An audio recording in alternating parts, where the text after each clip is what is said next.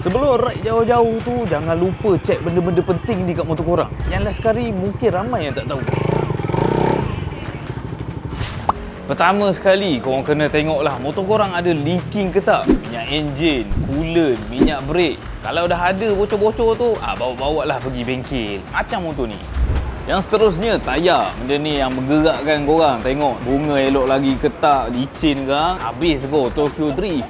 Lepas tu sebelum gerak tu, isilah angin. Korang kena juga cek paras minyak enjin motor korang. Kalau korang tengok ni penuh lagi. Kalau dah kurang tu, bolehlah top up dekat motor korang sebelum gerak jauh-jauh. Lepas tu, rantai. Jangan kendur sangat, jangan ketegang sangat. Dah nampak berkarat macam ni, kau spray lah sikit bagi basah. Barulah tak bising kau punya rantai. Last sekali, brake pad.